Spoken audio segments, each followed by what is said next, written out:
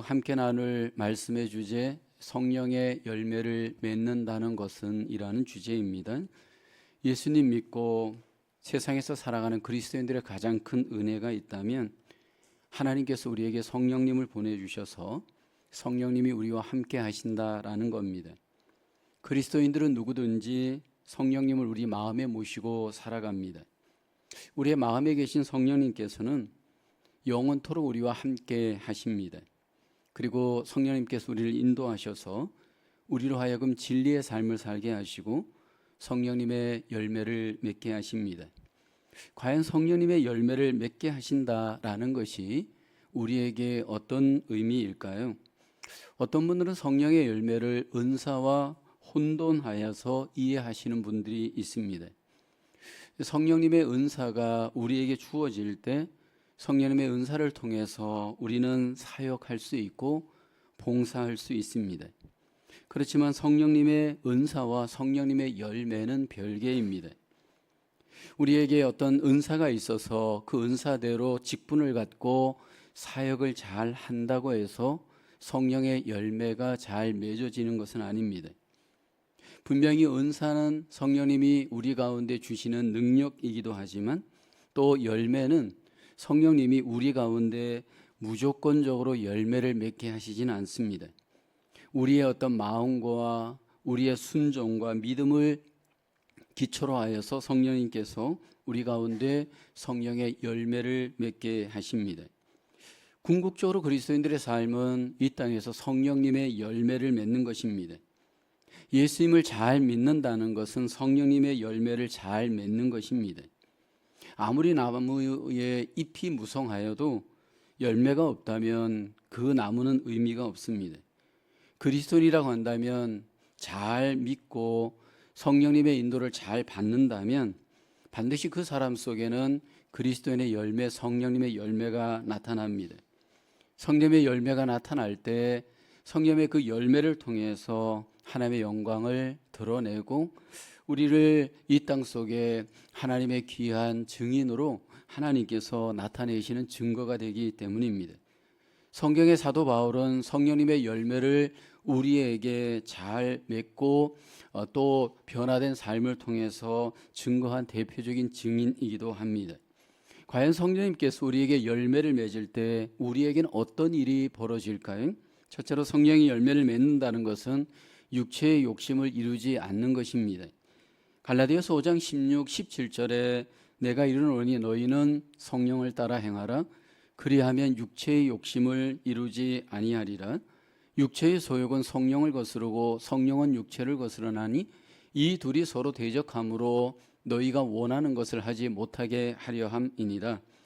우리에게 성령님을 따라 행하라 합니다. 그럴 때 먼저 우리에게 일어나는 일은 육체의 욕심을 이루지 않는다 말합니다. 왜냐하면 육체의 소욕은 성령을 거스르고 또 육체의 소욕은 결국 성령과 반대가 되기 때문입니다. 그러니까 성령을 따르는 사람은 가장 먼저 육체의 욕심을 이루고 싶지 않는 육체의 욕심들이 소멸되는 역사가 나타납니다. 그로 인해서 육체의 열매가 내 안에 나타나지 않습니다.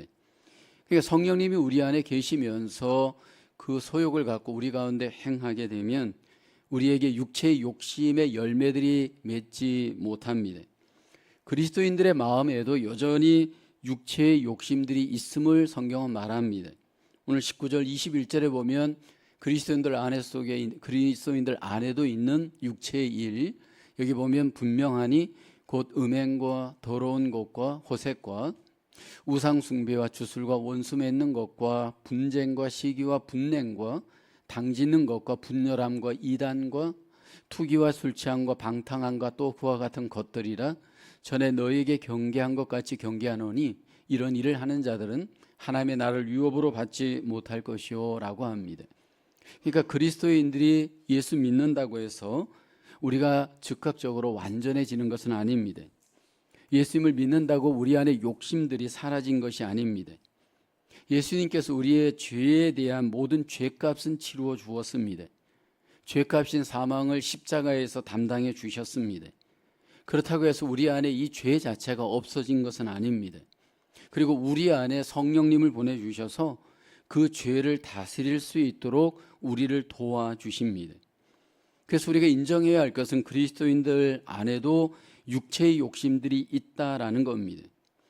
우리 속에 인간의 죄성으로 갖고 있었던 이 본능적인 이 욕심들 속에 몇 가지가 오늘 본문에 소개되는데, 먼저 우리에겐 쾌락의 본성, 욕심들이 우리 안에 있습니다.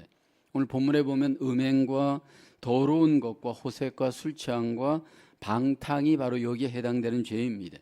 그러니까 그리스도인들도 그 안에 음행과 호색, 여기 보니까 성적인 어떤 이 쾌락의 이 욕심들이 우리 안에 있다라는 겁니다. 이 음행과 호색은 또 더러운 그 방탕과도 연결이 되어집니다. 그러니까 우리 안에 감각적으로 쾌락적으로 살고 싶은 그 욕정들이, 욕심들이 그리스도인된 우리 안에도 있다라는 겁니다. 그런데 성령님께서 우리 안에서 일하시고 인도할 때 이 쾌락의 본성을 제어할 수 있습니다. 성령님의 능력이 아니고서는 이 쾌락의 본성을 이길 수 없습니다.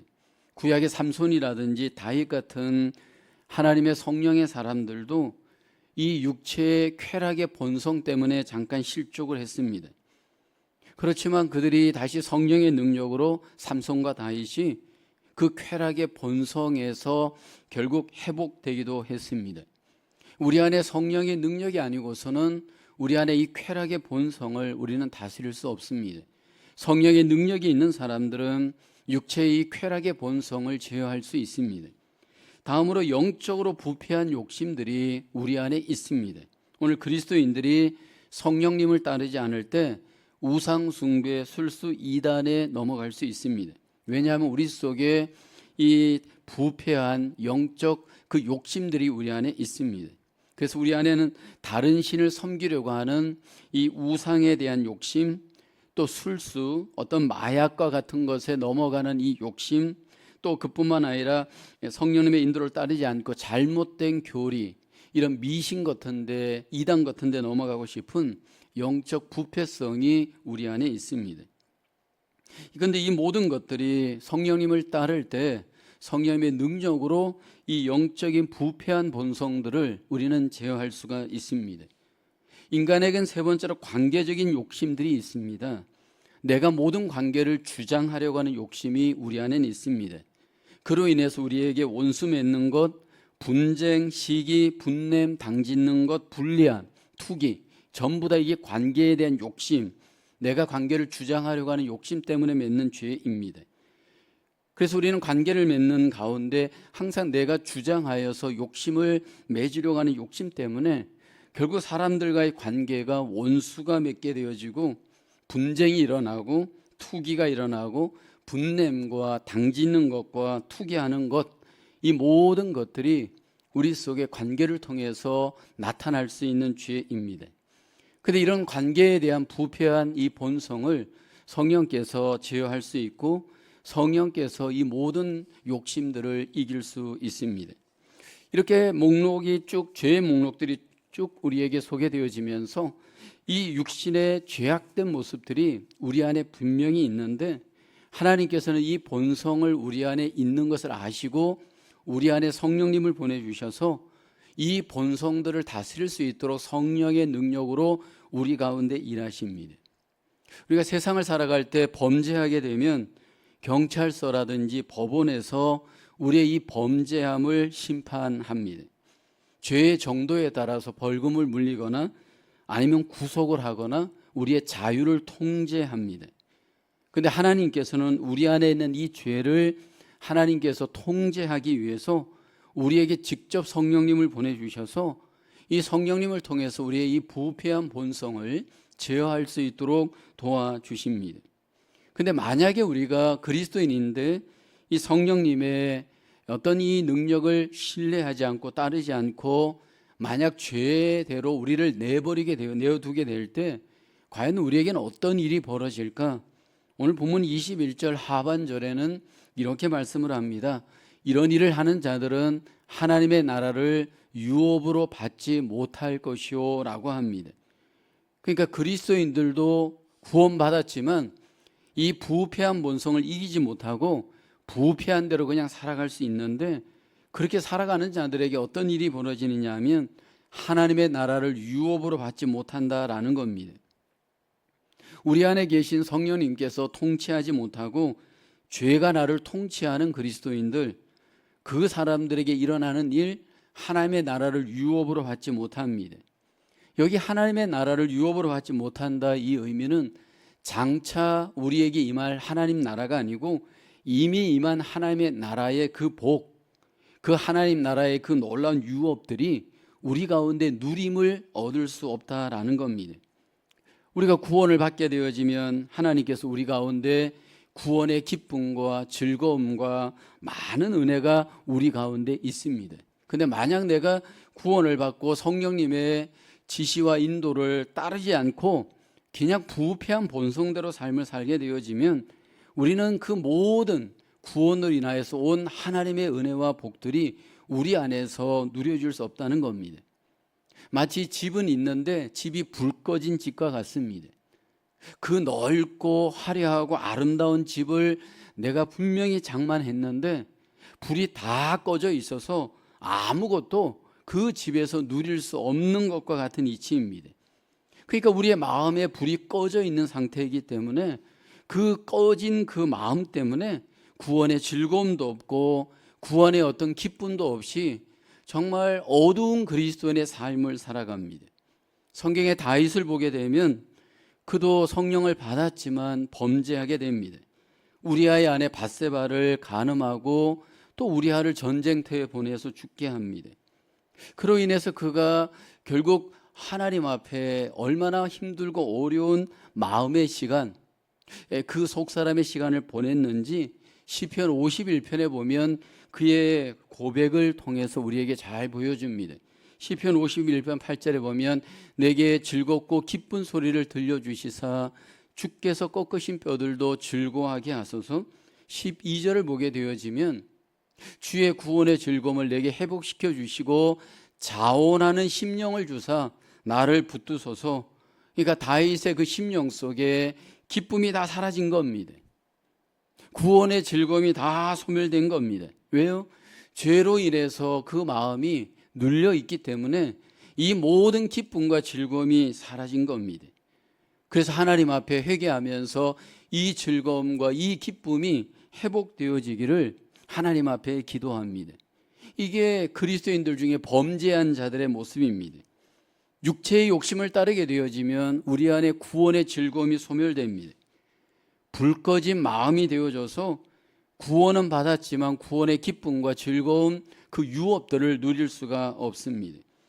성령님께서 우리를 주장하게 되고 성령님의 소욕이 나를 하나님은 주장하여서 그 성령님의 소욕을 따라 우리의 삶을 살기를 하나님은 기뻐하십니다. 어떻게 하면 우리가 육체의 욕심을 이기고 성령님의 그 지배를 받을 수 있는 것일까? 오늘 갈라디아서 5장 16절에는 이렇게 우리에게 권합니다. 내가 이르노니 너희는 성령을 따라 행하라. 그리하면 육체의 욕심을 이루지 아니하리라. 여기 보면 성령을 따라 행하라 말합니다. 여기 행하라라고 하는 이 원어 헬라어를 보게 되어지면 단순히 몸을 움직이는 것이 아니고 어떤 방향으로 걷거나 누군가의 뒤를 따라가다 의미가 있습니다. 그러니까 성령님을 따라 행하라는 것은 성령님을 단순히 그냥 몸으로 그냥 따르는 것이 아니고 그가 어떤 방향을 지시하는지 그 방향을 향해서 바짝 뒤에서 따라가는 그러한 어떤 삶을 우리에게 살라 강조를 합니다. 성령님께서 우리를 진리 가운데로 인도하시고 우리를 하나님께로 인도하심으로 그로 인해서 우리의 삶 속에 하나님이 기뻐하시는 그 자유의 삶, 은혜의 삶이 우리 가운데 일어납니다. 이 성령님을 우리가 따라가고 성령님과 함께 우리가 동행하기 위해서는 우리의 마음이 항상 하나님의 말씀 안에 우리의 마음이 머물러 있어야 되고요. 우리의 이 마음이 항상 하나님 앞에 기도하면서 깨어 있어야 합니다. 그럴 때 하나님의 성령께서 우리의 마음과 함께 동행하고 하나님의 그 놀라우신 말씀과 함께 성령님이 우리 속에 놀라운 역사를 행하면서 우리가 성령님의 소욕을 행할 수 있는 그 삶을 살게 되는 줄로 믿습니다. 퀘스천 1번입니다. 자기 죄보다 다른 사람들의 죄가 잘 들어오는 이유는 무엇일까요? 내 죄는 잘 안 보이고 다른 사람들의 죄가 잘 보이는 분들이 있습니다. 왜 이렇게 다른 사람의 죄가 나에게 잘 들어오게 되어지는 것일까요? 결국 내 안에 죄가 있을 때 다른 사람의 죄가 쉽게 빨리 보입니다. 내가 성령님을 따르게 되어지면 성령님께서는 나의 죄를 보게 하지만 내 안에 육신의 소욕을 따르게 되어지면 결국 내 안에 보였던 이 죄가 누군가에게 보여질 때 빨리 그 죄가 보입니다. 그러니까 내가 교만하면 다른 사람의 교만의 죄가 더 잘 보입니다. 내가 예를 들어서 이렇게 저렇게 뭔가 은밀한 죄가 있으면 은밀한 죄를 갖고 있는 사람의 은밀한 죄가 더 빨리 내 안에서 경험되게 됩니다. 우리가 하나님의 성령을 쫓게 되어지면 내가 보이고 죄를 쫓게 되어지면 다른 사람들이 보이게 되어집니다. 우리의 삶 속에 성령님을 쫓으면서 내 안에 항상 하나님께서 일하시는 우리의 삶이 되어야 합니다. 두 번째로 성령님을 따른다는 것은 더 이상 율법을 따르지 않습니다. 18절에 보면 너희가 만일 성령의 인도하시는 바가 되면 율법 아래 있지 아니하리라. 율법 아래 있지 않다는 것은 율법의 지배를 받지 않는다 의미입니다. 율법을 초월한 삶을 산다는 겁니다. 마치 대학생이 되고 나면 초등학교의 법을 초월합니다. 그리고 자유하면서 성숙한 삶을 살아내는 것과 똑같습니다. 우리가 구원받은 그리스도인들에게 있어서 우리에게 성령님이 있게 되어지면 더 이상 율법의 지배를 받지 않는 자유함이 우리에게 있습니다. 사실 바울 당시에 초대교회에 많은 경우에 이 성령님과 율법에 대한 이 관계 속에서 율법에 대한 오해로 인한 어려움들이 있었습니다. 어떤 이들은 율법주의자들이 있었습니다. 구원은 받았지만 구원을 완성하기 위해서는 율법을 지켜야 한다 주장하는 이들입니다. 구원이 우리의 구원받는 것이 복음으로는 충분치 않는다. 그래서 행위를 통해서 율법의 행위를 통해서 구원을 완성할 수 있다 주장하는 이들이 있었습니다. 그래서 그들은 음식을 가려 먹어야 되고요, 날을 지켜야 되고요, 무언가 행위를 통해서 이 구원을 더 완성할 수 있다고 생각하는 율법주의자들이 있었습니다. 또 율법 폐기론자들도 있었습니다. 더 이상 율법은 우리에게 아무런 소용이 없다. 복음으로 구원받은 하나님의 백성들, 자유한 하나님의 백성들에게 더 이상 율법은 가치가 없다, 소용이 없다. 율법 폐기론을 주장하는 이들도 있었습니다. 그리스도인들의 입장에서 성령을 받은 그리스도인들은 과연 율법에 대해서 어떻게 율법을 다루어 가야 할까? 바울은 그 율법의 제한적 역할을 잘 이해하였습니다.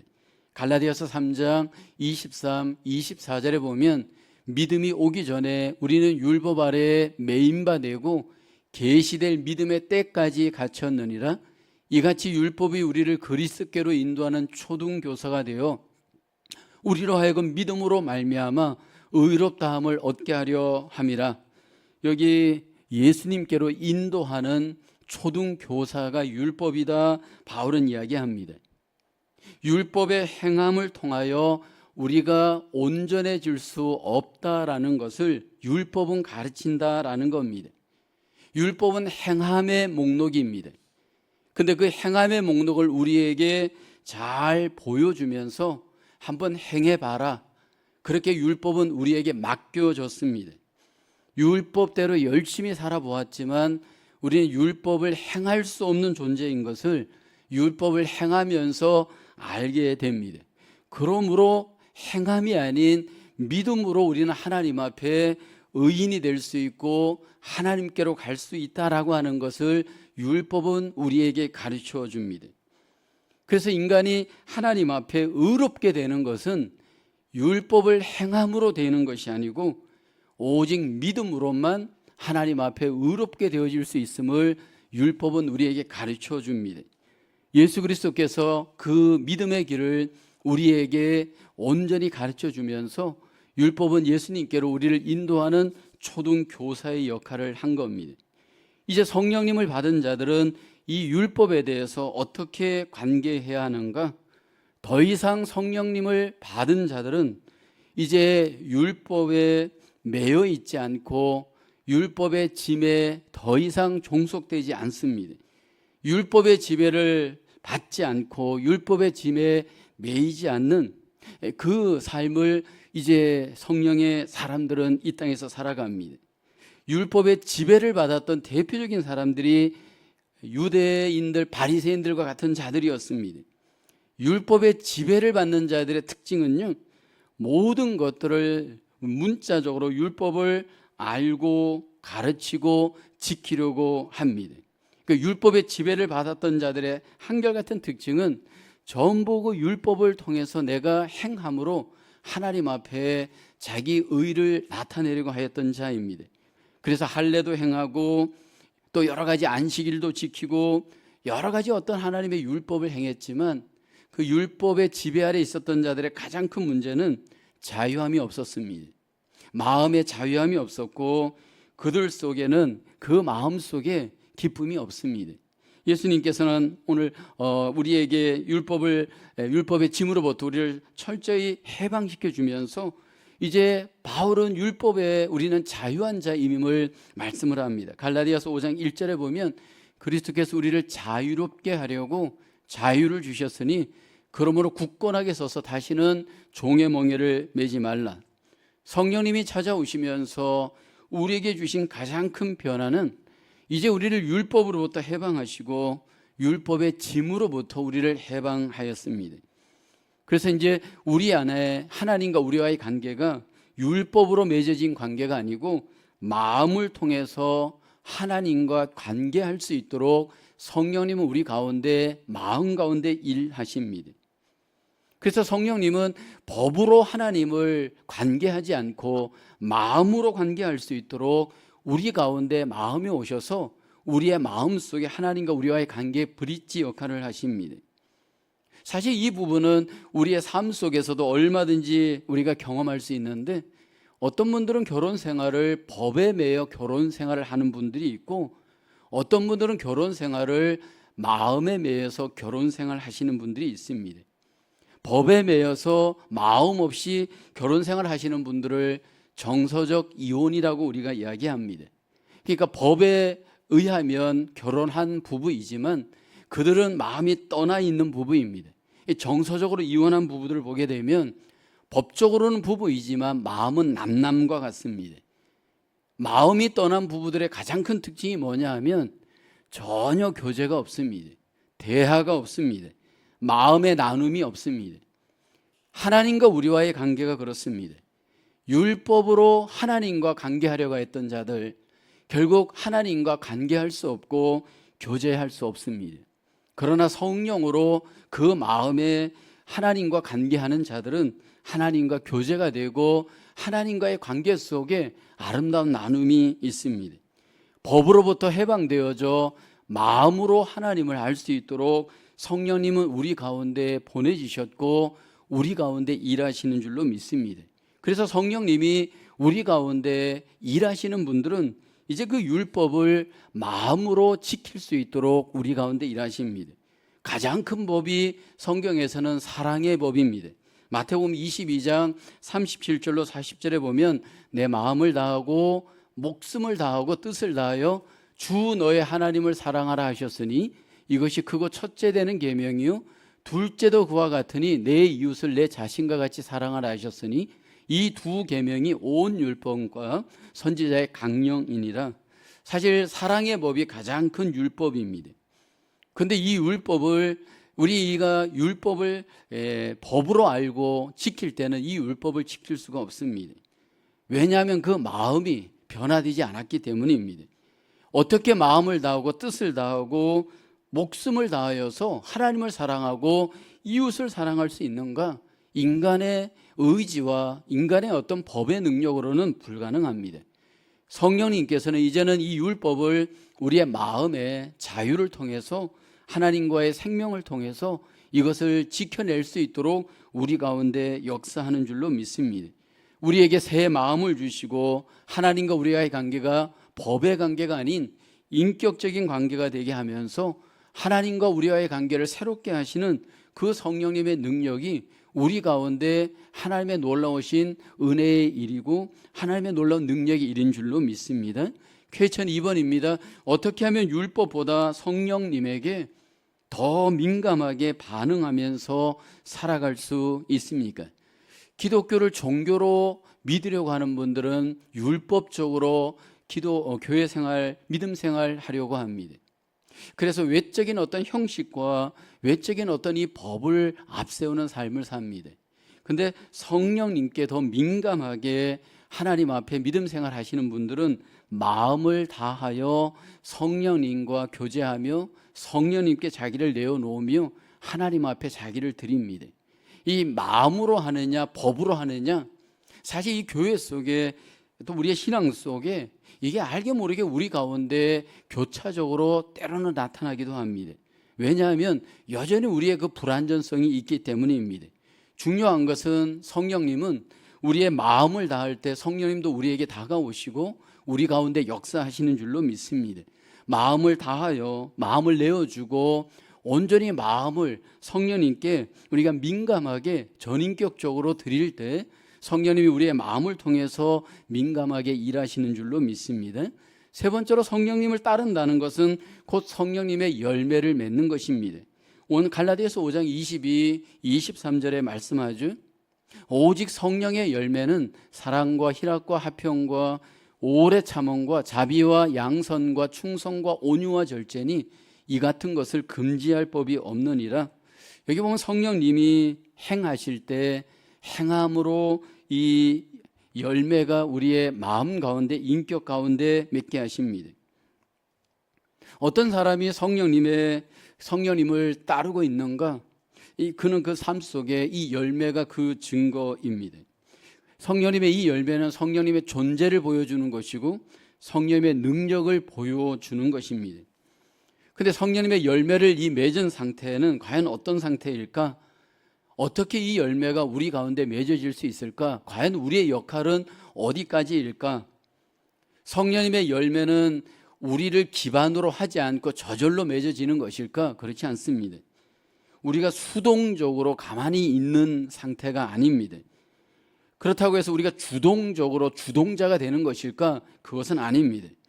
성령님의 존재를 믿고 우리가 순종하여 갈 때에 성령님께서 우리를 통해서 이 열매를 맺게 하십니다. 그러면서 여기 보면 성령의 9가지의 열매가 소개되고 있습니다.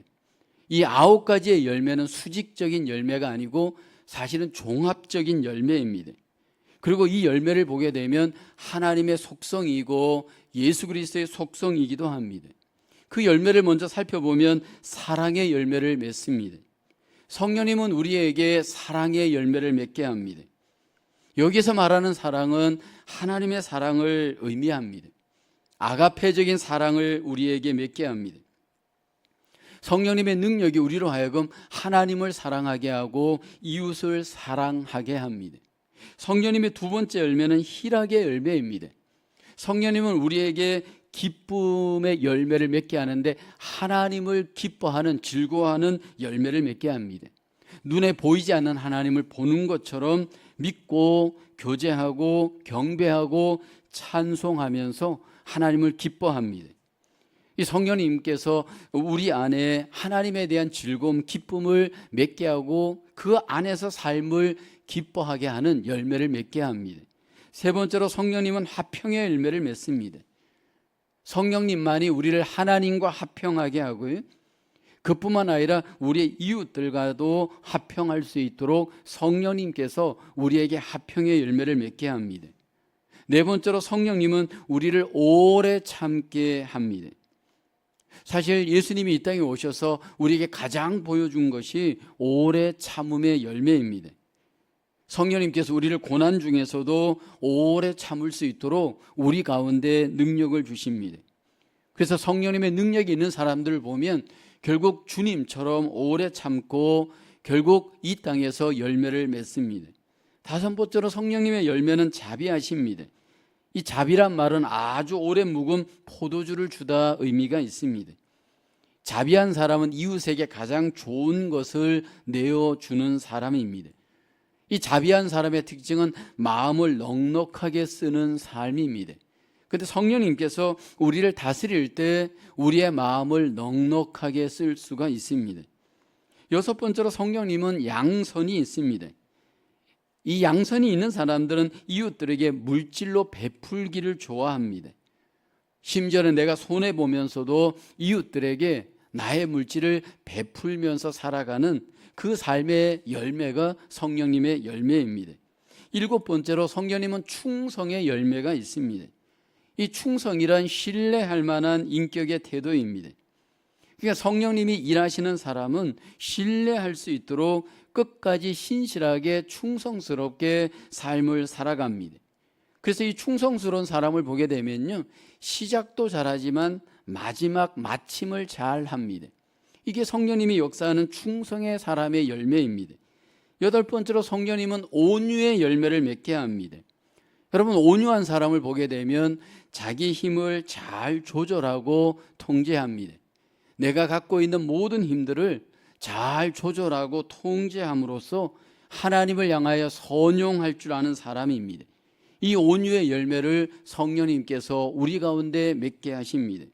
그리고 아홉 번째는 절제의 열매입니다.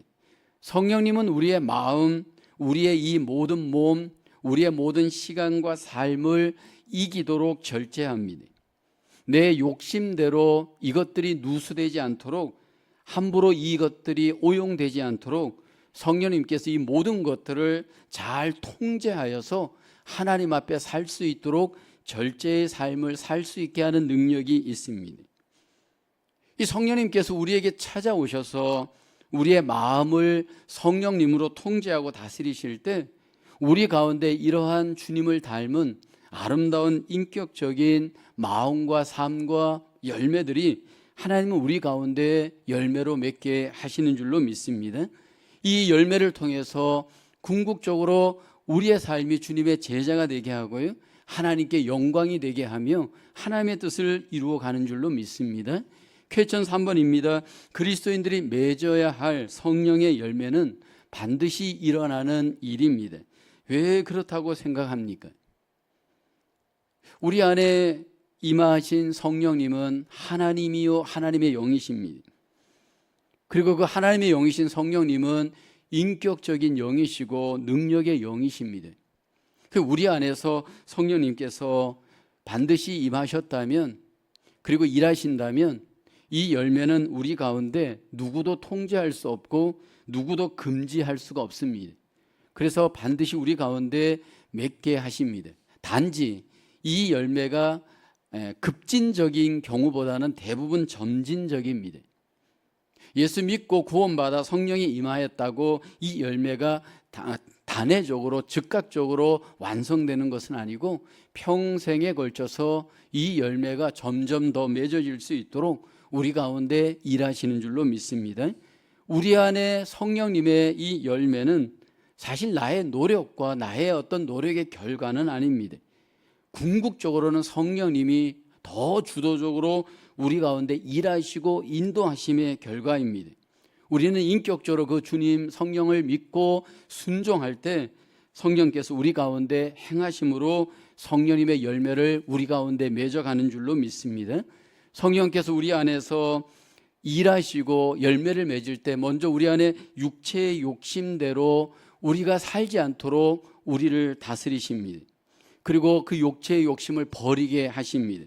더 나아가 우리가 율법을 따라 행하지 않도록 하나님의 성령께서 우리의 마음을 하나님께 바치도록, 성령님을 따르도록 우리를 다스리는 줄로 믿습니다. 마지막으로 성령님께서 행하실 때 우리의 그 마음 인격을 통해서 성령님의 다양하고 풍성한 열매를 맺을 수 있도록 우리의 인격 가운데 일하셔서 열매를 맺게 하시는 줄로 믿습니다. 오늘 우리의 삶 속에 성령님의 풍성한 열매가 아름답게 풍성하게 맺어짐으로 풍성한 삶, 하나님 앞에 영광 돌리는 저와 여러분들 되어지기를 주님의 이름으로 축원하겠습니다. 기도합니다. 하나님, 우리에게 성령님을 보내주셔서 그 성령님을 통해서 풍성한 하나님의 열매들을 맺을 수 있도록 우리 가운데 일하심을 감사합니다. 하나님, 육체의 욕심을 따르지 아니하고 이제는 우리가 율법을 따르지 아니하고 성령님을 따르며 성령님의 그 풍성하신 하나님의 그 놀라우신 열매들이 우리 안에 풍성히 맺어져 하나님 우리의 삶이 더욱 풍성하게 하나님 앞에 영광을 돌리며 풍성한 존재로서 이웃들에게 빛을 발하며 하나님의 뜻을 행하는 저희들 되게 도와주시옵소서. 이 한 주간도 남은 생에도 성령님과 함께 우리의 삶이 더욱더 풍성한 존재로 풍성한 열매를 맺으며 우리의 삶에 승리할 수 있도록 우리를 인도하여 주시옵소서. 감사하고 예수님의 이름으로 기도하옵나이다. 아멘.